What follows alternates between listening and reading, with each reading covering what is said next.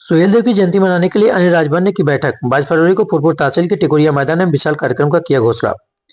उत्तर प्रदेश सरकार के कैबिनेट मंत्री अनिल राजभर ने 22 फरवरी को फूलपुर तहसील के टिकोरिया गांव के मैदान में महाराजा सुहेलदेव राजभर की जयंती मनाने की घोषणा की। उन्होंने शनिवार को टिकोरिया पहुंचकर मैदान का निरीक्षण करने के बाद माहौल के रामलीला मैदान में बैठकर रूपरेखा तैयार किया। बैठक में पूर्वांचल के विभिन्न जिलों के पार्टी पदाधिकारी और कार्यकर्ता भी मौजूद रहे।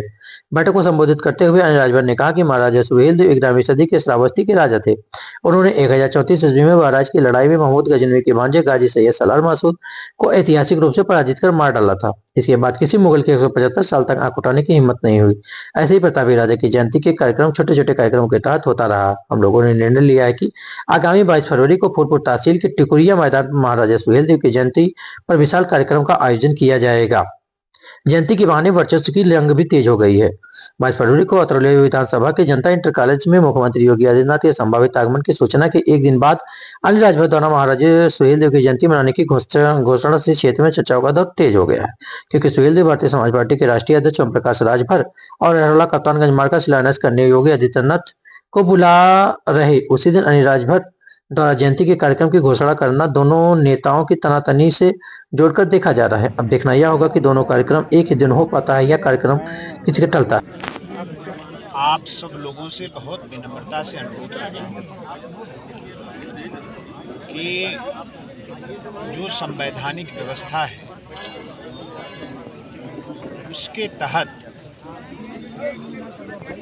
संसदीय जो कार्य होते हैं उससे संबंधित अगर किसी विषय पर उच्चतम न्यायालय का कोई डायरेक्शन आ जाता है, कोई डिसीजन आ जाता है, उस पर हम अगर चर्चा करें तो मुझे लगता है कि उचित नहीं है।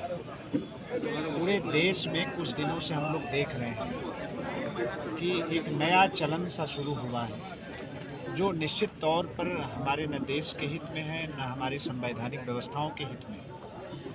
हम लोगों को चाहिए कि जो माननीय न्यायालय ने बात कही है, माननीय न्यायालय ने जो आदेश दिया है, माननीय न्यायालय का जो फैसला है वो हमारे सर आँख पर है, सरकार की सर आँख पर है, देश की सर आँख पर होना चाहिए और माननीय न्यायालय के आदेशों का हम अक्षरशः पालन करेंगे, हम उसका सम्मान करेंगे। बाकी कोई बात आगे बढ़ाने से तो बात फिर निकलती है, मुझे नहीं लगता वो अच्छी बात है। मंत्री जी, शंकराचार्य स्वामी अमितेश्वरानंद जी जो है वो गाय को राज्य माता घोषित करने की मांग कर रहे हैं, सरकार की क्या राय है इस पर? देखिए, हमारे यहाँ कैबिनेट बैठती है। अगर आप सरकार के मुखिया की बात करें तो देश के मुखिया माननीय प्रधानमंत्री श्री मोदी जी हैं, उत्तर प्रदेश के मुखिया हमारे उत्तर प्रदेश के श्रद्धेय मुख्यमंत्री जी हैं, तो उसका एक प्लेटफार्म होता है, एक विचार विमर्श, कोई विषय आता है सामने तो उस पर एक बैठ के विचार विमर्श होता है। व्यक्तिगत राय आप हमसे मांगेंगे तो अभी तो हम यही कह सकें कि अभी एक विषय एक हमारे संत महात्मा की तरफ से उठाया गया है। अगली कैबिनेट जब बैठेगी तो निश्चित उस पर विचार होगा, जो विचार होगा फिर हम लोग आप लोगों से अवगत निश्चित कराएंगे। जहाँ तक रह गई, आप सब लोग अवगत हैं इस बात से कि उत्तर प्रदेश की धरती पर आज कैसे, पिछली सरकारों में भी आपने देखा होगा, लेकिन आज गौ रक्षा, गौ माता के प्रति जो सरकार का समर्पण है, जो सरकार की चिंता है, सरकार का जो नज़रिया है, जो हमारा दृष्टिकोण है, ये किसी से छुपा है? आप लोगों से भी नहीं छुपा है। हम तो गाय को माता समझते हैं, वो हमारी माँ है। हम तो उनकी वंदना करते हैं, पूजा करते हैं, उनकी सेवा में अपनी मुक्ति समझते हैं। हम लोग तो ऐसा काम करने वाले लोग हैं और हम लोग फिर आपके चैनल के माध्यम से, आप सब लोगों के माध्यम से हम लोग फिर महाराज जी से कहना चाहते हैं कि वो आवें, स्नान करें और पता नहीं उस दिन आप सब लोग तो गवाह हैं उस बात के, प्रशासन के तरफ से छोटी सी बात कही गई कि नहीं, नोच पर लाखों लोग इकट्ठा हैं, अगर इस समय आप वहाँ जाएंगे, कोई भगदड़ हो जाए, कोई घटना दुर्घटना हो जाए तो ये अच्छी बात नहीं है। वो भी तो हमारी जिम्मेदारी है। हमने तो यही कहा, सरकार ने तो यही कहा, प्रशासन ने तो यही कहा कि आप थोड़ा समय दे दें, आपके प्रतिष्ठा के अनुरूप हम लोग स्नान कराना चाहते हैं आपका। अब वो कन्फ्यूजन क्रिएट हुआ, कुछ होना होता है, दुर्भाग्य है कि इस तरह की घटना के सर उन्होंने अल्टीमेटम दिया है उसमें। नहीं, मुख्यमंत्री जी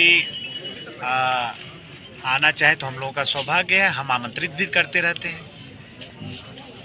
हमने तो भी दोनों कार्यक्रम जो है एक ही दिन नहीं, कैसे संभव है? हमने एक भी अब वहाँ भी है, यहाँ भी। हमारी बात सुन ले, आपका सवाल हमने सुन जी। लिया। हमने निवेदन भी किया है जी। और हम सब लोग अभिनंदन करना चाहते हैं। आज उनके नेतृत्व में आज जिस तरह से राष्ट्रवीर महाराजा सुहेलदेव का गौरव बढ़ रहा है, उनकी प्रतिष्ठा बढ़ रही है, उनकी विरासत संरक्षित हो रही है, हम लोग इस बात के लिए अपने मुख्यमंत्री जी का बहुत अभिनंदन करना चाहते हैं। जहाँ तक रह गई कि 2 कार्यक्रम हो रहा है, एक कार्यक्रम में वो आ रहे हैं, लेकिन मैं आप सब लोगों को बताऊं कि मुझे ऐसी सूचना नहीं है, ना ही मुझे ऐसी जानकारी है। दूसरी बात, अगर वो किसी और दूसरे कार्यक्रम में सेम डे को आएंगे तो हम काहे कार्यक्रम करेंगे? हम फिर अपना कार्यक्रम स्थगित करेंगे। आज आजमगढ़ में आप आए हैं।